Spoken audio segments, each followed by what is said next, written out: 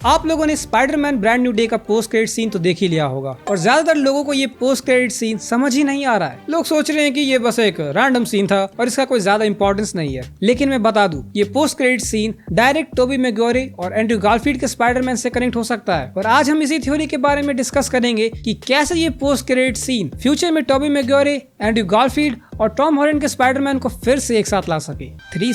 Always prefer that. Theory number 1, सबसे पहले theory ये हो सकती है कि नेट के स्पाइडर ट्रैकर से जो सिग्नल आ रही है वो टॉम हॉलैंड के स्पाइडरमैन की नहीं बल्कि टोबी मैग्वायर के स्पाइडरमैन की थी, क्योंकि ये सिग्नल स्पेस से आ रही थी और ऐप में क्लियरली शो होता है कि new Spiderman location has been found, मतलब स्पाइडरमैन की एक नई लोकेशन डिटेक्ट हुई है जो डायरेक्ट स्पेस से आ रही है। अब जैसे कि डूम्सडे के मेजर लीक्स में टोबी मैग्वायर के स्पाइडरमैन के दिखने की बात चल ही रही है, उसमें बताया जा रहा है कि उसका यूनिवर्स इनकर्जन की वजह से डिस्ट्रॉय होने वाला होगा। हो सकता है टोबी अपने यूनिवर्स को अकेले ही बचाने की कोशिश करे लेकिन एंड में उसका यूनिवर्स तबाह हो जाए और समहाउ टोबी या तो मरने की कगार पर होगा या फिर उसका यूनिवर्स डिस्ट्रॉय होते ही वो मेन एमसीयू यूनिवर्स में आ जाए और स्पेस में फ्लोट कर रहा हो, और क्या पता फ्लोट करते करते वो डायरेक्ट एमसीयू अर्थ पर आ गिरे। फिर मार्वल कॉमिक्स का आइकॉनिक सीन देखने को मिले जहाँ स्पाइडरमैन के पास सिम्बियोट आ जाता है और वो अपने ग्रेव से उठता है और उसके बाद वो डूम्सडे या सीक्रेट वॉर्स में फाइट करता हुआ नजर आए। थ्योरी नंबर 2, दूसरी थ्योरी ये हो सकती है कि ये सिग्नल एंड्रयू गारफील्ड के स्पाइडरमैन का हो सकता है कि किसी तरह एंड्रयू का भी यूनिवर्स डिस्ट्रॉय हो गया हो और वो एक लोन सर्वाइवर के रूप में स्पेस में पहुंच गया हो। और नेट के ऐप को कोई मामूली ऐप मत समझना भाई, ये एक मल्टीवर्सल लेवल ऐप भी हो सकता है। As we all know, Ned पहले भी डॉक्टर स्ट्रेंज के स्लिंग रिंग से पोर्टल खोल चुका है, तो वो क्या क्या और नहीं खोल चुका होगा mister CEO for a reason. तो हो सकता है ये सिग्नल किसी दूसरे यूनिवर्स के स्पेस से आ रही हो जहाँ एंड्रयू गारफील्ड का स्पाइडरमैन हो, या फिर ऐसा भी हो सकता है कि एंड्रयू गारफील्ड किसी एलियन टाइप विलन से लड़ते लड़ते स्पेस में पहुंच गया हो, जैसे उसने नो वे होम में खुद कहा था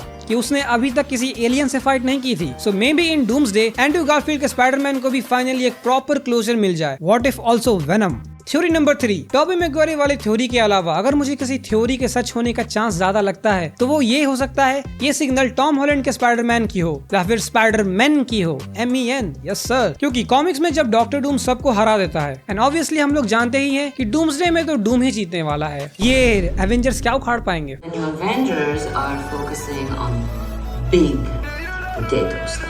तो जब डूम सारे इनकर्जन्स कर देता है और अपना खुद का यूनिवर्स बैटल वर्ल्ड बनाता है तो सबकी मेमोरीज को वाइप कर देता है, लेकिन कुछ सर्वाइवर्स बच जाते हैं और एक स्पेस क्राफ्ट में आउटर स्पेस की तरफ निकल जाते हैं और उन सर्वाइवर्स में स्पाइडरमैन भी होता है। तो हो सकता है एमसीयू में भी कुछ ऐसा ही हो, जब डूम जीत जाए और अपना यूनिवर्स बना दे तब कुछ सर्वाइवर्स बच जाए और स्पेस में हो, उनमें से एक स्पाइडरमैन भी हो सकता है उस स्पेस क्राफ्ट में बाकी स्पाइडरमैन भी हो, लेकिन टॉम हॉलैंड का स्पाइडरमैन तो ऑलमोस्ट पक्का है क्योंकि विटामिन M भी तो चाहिए मार्वल को, और उसके साथ और भी सर्वाइवर्स होंगे और शायद इसीलिए ब्रांड न्यू डे के एंड में सिर्फ स्पाइडरमैन विल रिटर्न दिखाया गया, लेकिन ये नहीं बताया गया कि Spiderman will return in doomsday, क्योंकि हो सकता है टॉम हॉलैंड का स्पाइडरमैन डूम्सडे में हो ही ना और वो सीधा सीक्रेट वॉर्स में एंट्री करे, तब ये post credit scene directly Secret Wars से कनेक्ट हो जाएगा। तो ये थी मेरी 3 थ्योरीज। आप लोगों को इनमें से कौन सी थ्योरी सबसे ज्यादा सच लगती है कमेंट करके जरूर बताना, और अगर वीडियो अच्छी लगी तो लाइक करो यार, चैनल को सब्सक्राइब करो, comic verse of BNF TV को कंपटीशन भी तो देना है, और मिलते हैं नेक्स्ट वीडियो में, तब तक के लिए बाय बाय।